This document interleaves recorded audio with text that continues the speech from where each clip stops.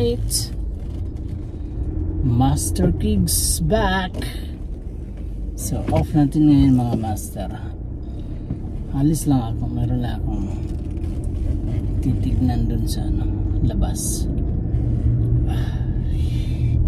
Kumusta pala kayo dyan sa mga iila natin mga subscribers.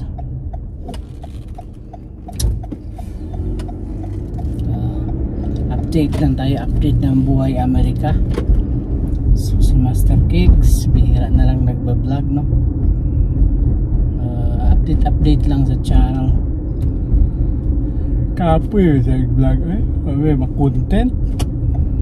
Ako sa content rin mga bills. Puro bills sa Amerika mga master yan pala update ko lang yung nagtatanong na yung sa jeep ko. Wala, sinauli ko na yung jeep ko mga master. Wala nang pambayad.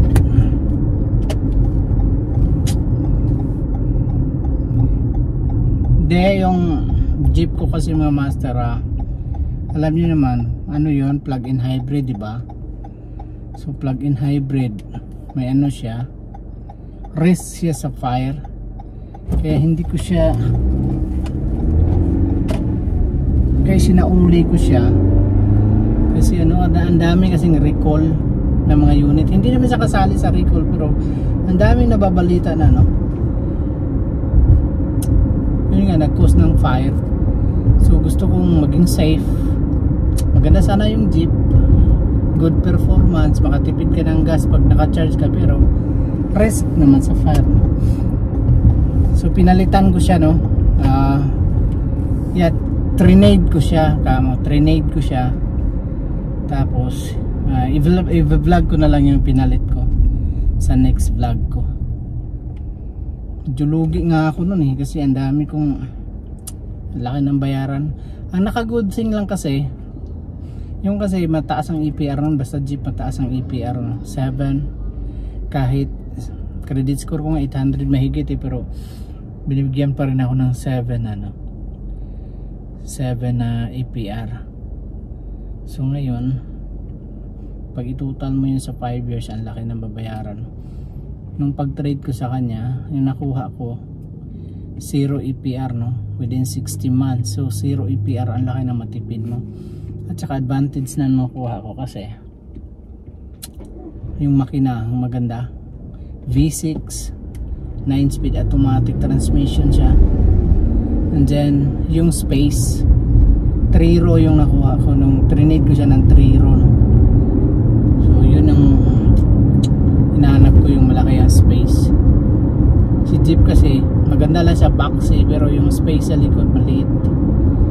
Hindi siya pang travel talagang alanganin siya sa mga gamit. Nag-travel kami ng California, siksikan yung gamit sa likod. So hindi naman ako nang hinahayang na trinade ko siya kasi napakinabangan ko naman siya almost a year.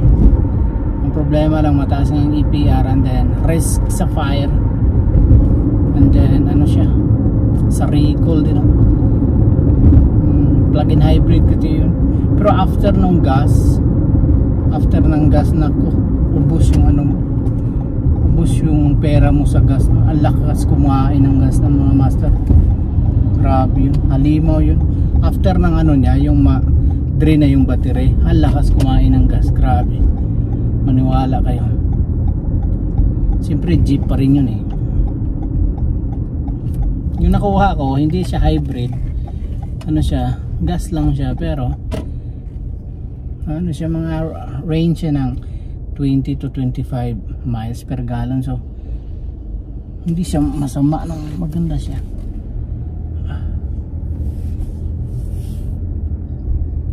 Alright, punta na ako dito sa marketplace. May bibilihin na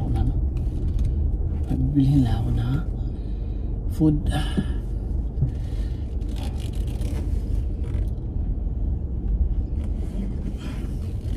So update tayo, balik tayo mamaya yung topic natin. Alright, so tuloy tayo sa usapan natin kanina yun nga sinauli ko yung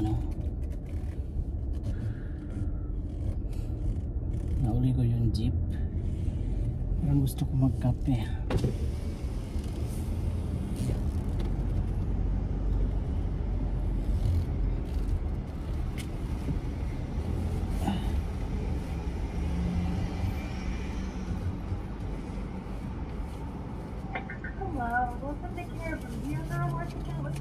Hi, can I get a caramel macchiato hot, large?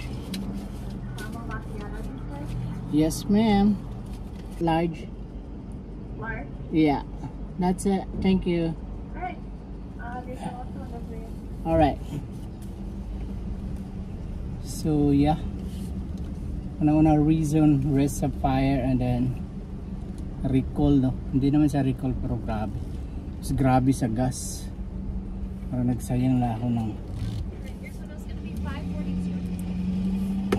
Here's 1458. Thank you. Thank you. Here's your change. Yeah, that's Okay, good. thank you. Yeah, nakakapanghinayang kasi maganda din naman performance ng mga master, no? Malakas sa long drive, malakas sa gas. Pero ang iniisip ko kasi kailangan ko ng space. Kasi pag nagta-travel talaga, kailangan na marami kang malagyan. So, kumuha ko ng 3-row SUV. So, inano ko, i-upload ko na lang sa next video natin yung ano yung na-trade natin doon. Dito kasi sa Amerika, ang bilis ng ano, ang bilis mo lang ang bilis mo magpalit ng sasakyan. Yung sa akin, pag inquire ko, pag offer na 0 interest, and then pag trade ko kay Jeep, medyo lugi ako konti, pero yung kuha nila sa trade, decente naman yung ano, maganda naman yung amount na in-offer. So, grab ko na, no, dinagdag na lang yung kunting equity dun sa, hey, thank you, appreciate it. Dinagdag na lang dun sa ano, yung equity niya, dinagdag na lang dun sa bagong sasakyan. So, alright naman. Ang naka-good thing is, isipin mo, 0 interest, 60 months. Wala nang ganun na nag-o-offer ngayon, bihira na lang. Ang Toyota nga, kahit ano pang credit score mo, pinakababa nila 6% pa rin yung APR. So, laki nun. Si RAV4 kinikip ko pa rin kasi ang Toyota talaga ang taas ng resale value rito sa Amerika. Hindi lang siguro dito sa buong mundo. Kaya pag may Toyota ka, ikip mo. Huwag mong i-trade, huwag mong ibenta, no? Kasi ang laki ng resale value na. Napakinabangan mo yan. Yun ang hanap tayo ng mga parking lot na pwede natin mapag-usapan yung vlog natin. Yeah, share ko lang sa inyo kasi hindi naman yan pagmamayabang, utang yan eh. Wala naman pwede pagmamayabang rito sa Amerika, puro utang. Sa mga naghahanap kasi yung Jeep ko, so wala na. Sad to say, pero may reason, no? Kasi maliit yung space. Maganda lang yung Jeep talaga pag wala kang pensyonado ka, tapos yung trabaho mo talaga malaki yung sahod mo, tapos outing ka every weekend, off-road. Hindi naman ako nakaka-off-road, no? Sa trabaho minsan nga isang araw lang pahinga ko sa isang linggo eh. Isang araw lang day off ko. Kasi nga lagi nag-o-offer ng double bonus. So pinipick up ko siya. Sayang eh, double bonus yun. Double yung sahod mo sa isang araw, 12 oras. So malaki din. Kaya yun, wala rin akong panahon mag-off-road. So iniisip ko rin kailangan ng space at kailangan ng SUV talaga na pang long ride. Si Jeep pag sa mga pavement siya, hindi smooth kasi nga all terrain yung gulong na, hindi naman talaga yan pang highway. Ang Jeep pang off-roader talaga yan. Sinubukan ko lang, no, kasi nagsasayang ng pera. Hindi naman nagsasayang kasi napakinabangan ko siya. Parang nagrenta ka lang ganun. Kaya dito ang bilis mag-trade dito mga master ng mga sasakyan. Ako isang oras lang yan, aprobado agad yan, lalo at maganda yung credit score mo, aproban agad yan ng bangko mo. Then yeah,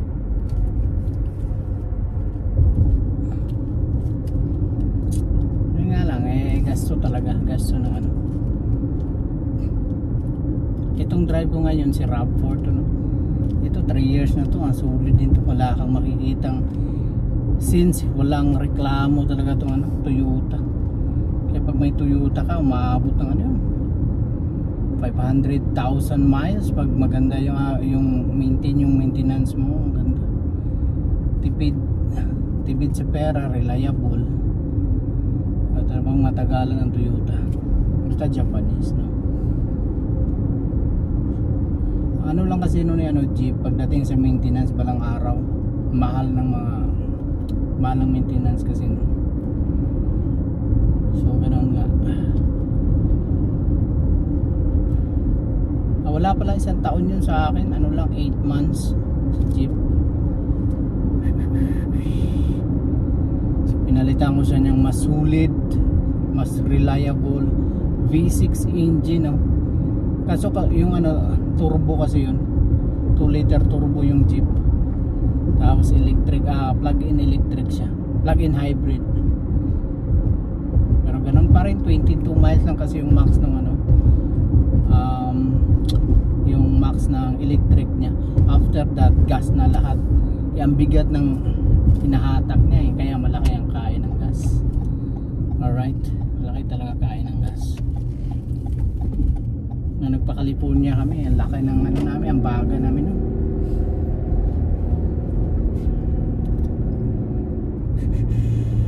Ito si RAV4 galing rito, pag pupunta kami Winnipeg, hindi pa maubos yung full tank, ilang oras yung Winnipeg, 5 mahigit, no? So hindi pa maubos yung full tank nito. Tipid talaga, no?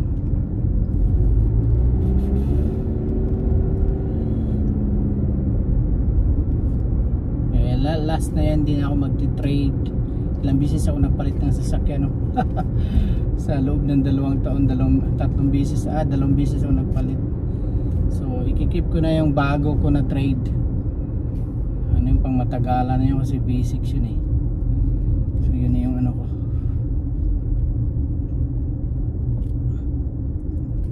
Alright, yeah.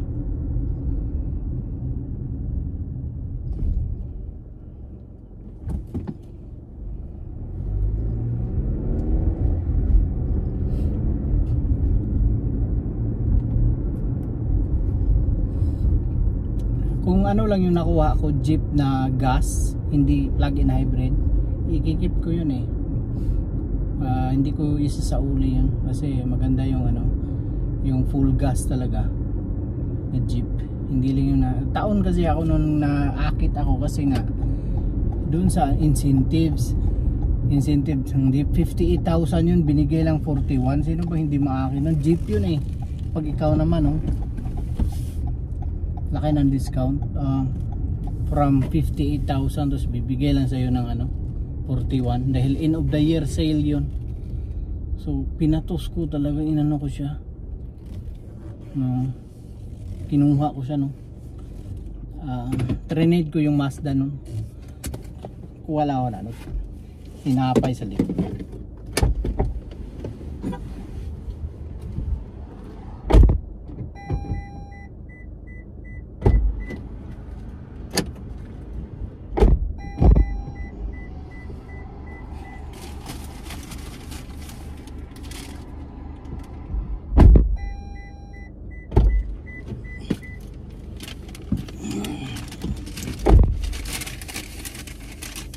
Wala na rin kasi akong day off, mga master, sa bakbakan yung ano nga trabaho ngayon. Uy, ang ganda niya. Donut siya, mga master, oh. May ano siya, may bukayo. Tikman natin. Alam ko na matamis to, eh, bro. Isa lang, hindi tayo, tumaba na ako.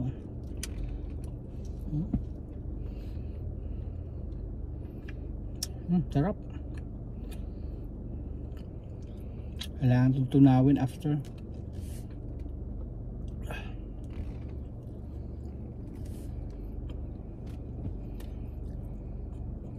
So, ang bilis dito ka bilib sa Amerika, no? Basta may trabaho ka, kung ano sasakyan, pagtingin lang sa credit score mo, maganda, approve agad sa atin. CCI ka pa sa bahay, saan ka nakatira, titingnan pa kung okay yung bahay mo. Pag ano yung nagsisiya, hindi ka aproba ng bangko. Dito hindi. Sa credit score sila nagbabasa at saka sa credit history mo ba.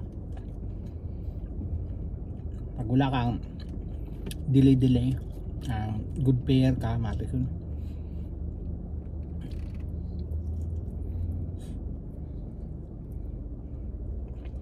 Holiday pala ngayon dito sa Amerika mga master, Memorial Day, selebrasyon ng mga veteran.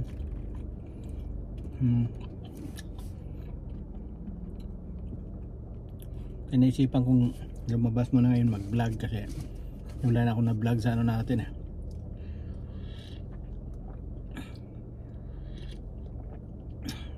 Tapos balik ako gym, mga next week balik ako gym kasi ano, malaki na tiyan ko, kailangan natin palitin ulit.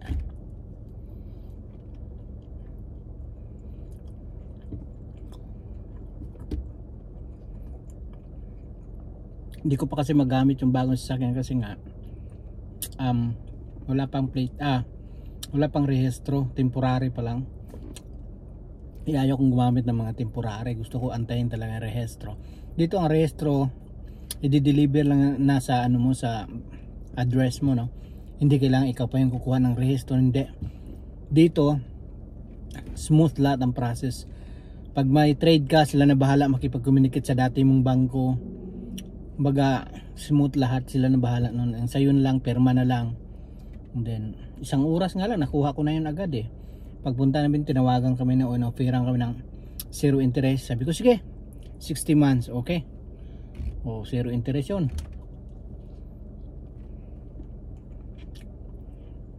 Good thing lang kasi, nakagandahan ko sa kanya kasi nga pang off-road siya, build siya pang off-road. Hindi naman siya katulad ni Jeep na talaga na full off-road yung kaya ni Jeep, pero yun siya, may capable siya pang off-road kasi nga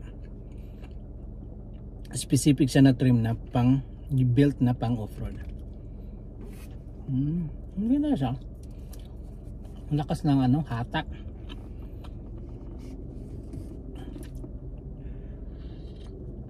Ito si Raptor, ginagamit ko kasi ito minsan mag-lift ako, mag-delivery sa Spark, sa Walmart. Ito yung naka-register kaya inikip ko siya, no, pang ano, pang sideline ba. Kaya ganito rito sa ano, mga Amerika, mga master, puro utang. Bihira ka lang makita ng cash rito kasi gusto nila utang kasi nga may interest. Pero zero APR, kaso lang nag-down kasi ako noon, zero APR, kailangan mag-down.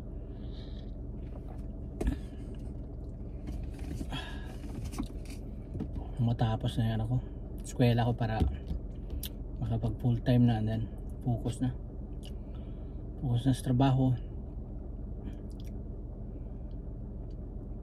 Sabi, baon, ano, totoo yung mga ano, vlog sa Canada na baon sa utang, yun, normal yun kasi hindi ka naman mabubuhay rito pag walang utang. Part yan sa ano, yan, kaya rito yung mga puti, mga Amerikano, na-stuck sila sa utang. Tapos nagka-ano sila, walang trabaho, depression na yun, suicidal, mga ganon. Madali silang ma-depress, no? Tapos mga bill dito ang dami. Pag Pilipino, wala yan, tag-triple job yung mga Pilipino eh. Hindi na ako kontento sa isang job, kaya basic sa mga Pilipino yan. Kasi sanay tayo sa ganon eh. Gusto natin utang, ano. Maganda yung ano, maganda performance na itong camera ko, mga master, ito nabili ko. Yan, ito maganda siya. Alright, update lang ako sa YouTube, baka mawala kasi yung ano eh, pag di ka nag-update na ilang buwan kasi may ano, may policy sila eh, na update mo lang. Alright,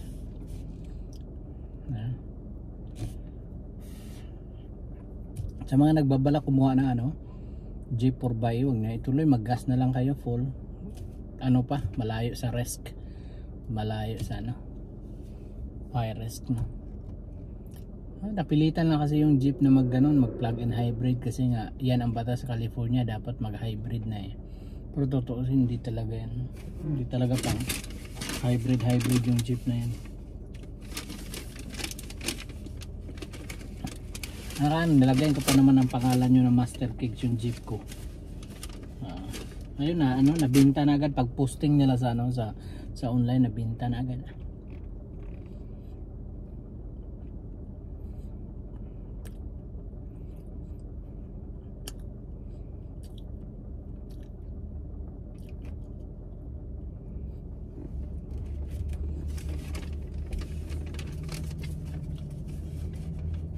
Sarap yung donut nila. Sira yung diet ko nito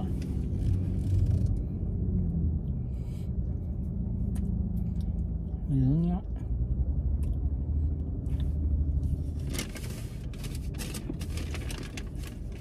City na pala rito. Parang ang taas pa ng araw.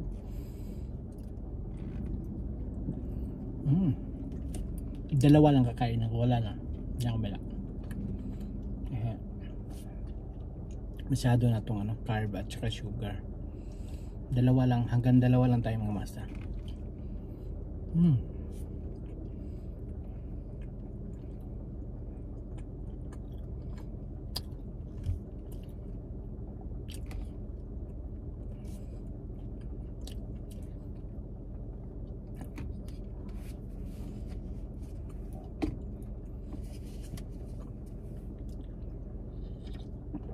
Nakaganda lang kasi pag trabaho ka ng hospital, unlimited OT, no? Ang daming OT, ikaw na lang magsawa ba? Kasi sa ibang, dati sa Home Depot ako, wala, bawal OT doon, kahit nga magsubra ka sa oras, bawal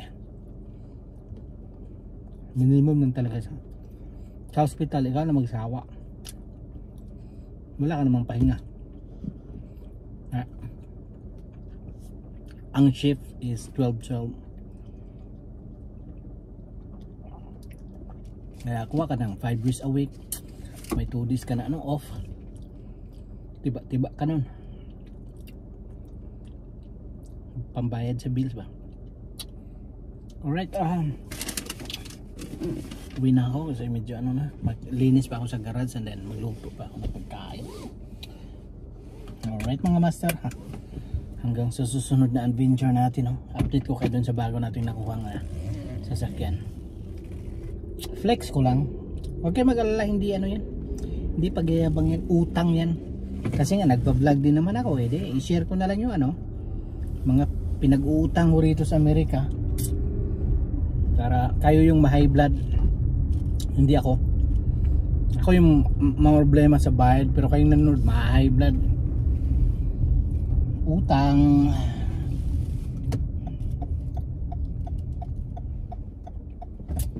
Buhay yan dito, utang wala ka utang wala, mahina kang nilalang.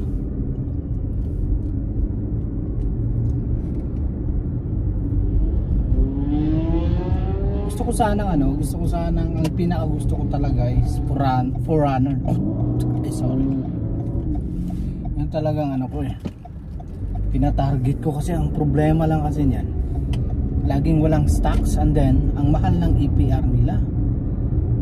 Ang mahal na talaga na Forerunner ngayon. Isipin mo ang pinaka max trim nila is 60 mahigit. Samantalang dati 50 lang yung pinaka ang TRD Pro.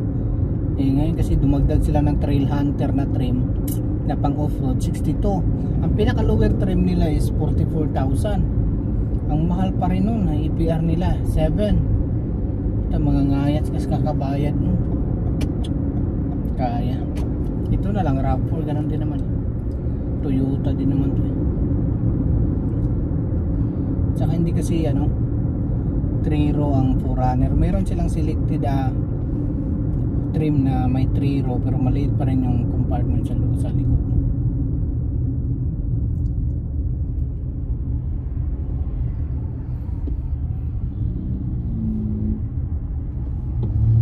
Ayan kasi pinaka-reliable dito ng mga sasakyan Toyota, Honda, mga Japanese car, Subaru. Ayoko sa Subaru kasi gusto ko yung features nila, pero ayaw ko yung transmission nila, CVT. Although may proven naman ang Subaru na matibay yung CVT nila, mahirap pa rin yan pag nasira kasi yan, buo yung papalitan mo Kasi parang ano yan, isang set. At saka ayoko ng CVT na transmission talaga.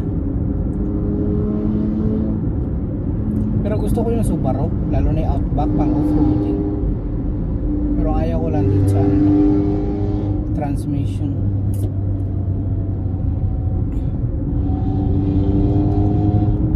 Pero ano puvi na yung Subaru, maganda ang Subaru. Sa akin lang naman yung ayaw ko pero sa iba ano yun, fan talaga ng Subaru. Gusto ko rin Subaru.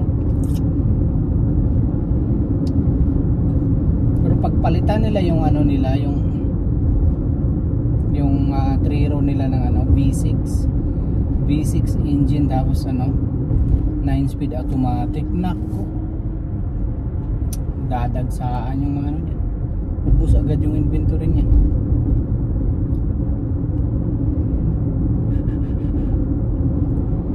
Those crazy nights.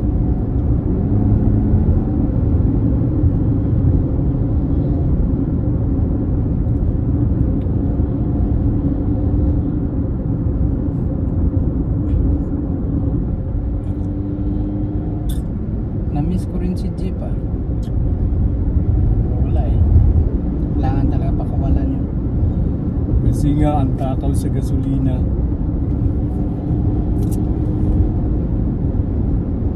Alright mga master, see you next vlog, no?